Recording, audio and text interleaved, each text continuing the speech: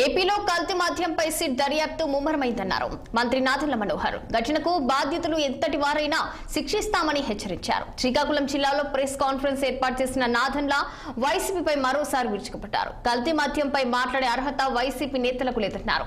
కల్తీ మద్యం కోసం వైసీపీ నేతలు విస్తృత వ్యవస్థను ఏర్పాటు చేసుకున్నారన్న ఆయన కుట్రపూరితంగా లిక్కర్ స్కామ్ చేశారని ఆరోపించారు. జనసేన పార్టీ కార్యకర్తల పదవులపై స్పందిస్తూ పార్టీలో పనిచేసే వారికి పదవులు వచ్చేలా చూస్తామంటే మనోహర్ స్పష్టం చేశారు. పార్టీలో అందరికీ ఒకేసారి పదవులు రావన్నారు.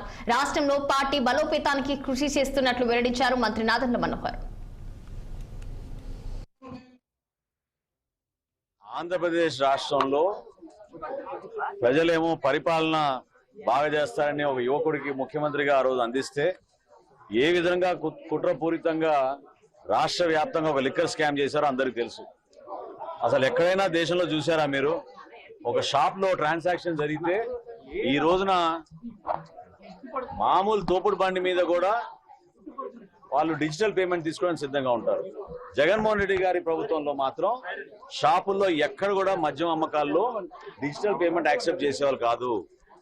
ఆ విధంగా వాళ్ళు కుట్రపూరితంగా మద్యం గురించి అన్ని జిల్లాల్లో విస్తృతంగా వాళ్ళు ఒక వ్యవస్థను ఏర్పాటు చేసుకుని ప్రజల ఆరోగ్యంతో ఏ విధంగా వాళ్ళు చెలగాటం ఆడారో మీ అందరికీ తెలుసు. కాబట్టి దీనిపైన వారికి మాట్లాడాల్సిన అర్హత ఏమీ లేదు.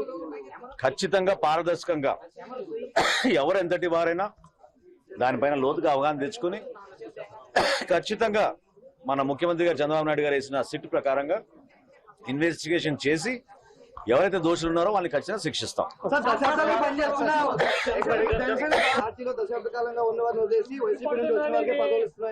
పవన్ కళ్యాణ్ గారు పార్టీలో ఎవరైతే 2014 నుంచి కష్టపడి నిలబడిన యువత, వీర మహిళలు వాళ్ళకి ఎట్టి పరిస్థితుల్లో కూడా ప్రాధాన్యత ఇవ్వాలనేది ప్రతి ఒక్కరికి మాకు ఆయన ఇన్స్ట్రక్షన్స్ ఇచ్చారు. దాని ప్రకారంగానే పార్టీ ప్రణాళికతోటి మేము సిద్ధం చేసుకుని ప్రజల్లోకి వెళ్తున్నాం. అట్లా పొరపాటు ఎక్కడ జరగదు. ఒకేసారి అందరికి పదవులు రావు.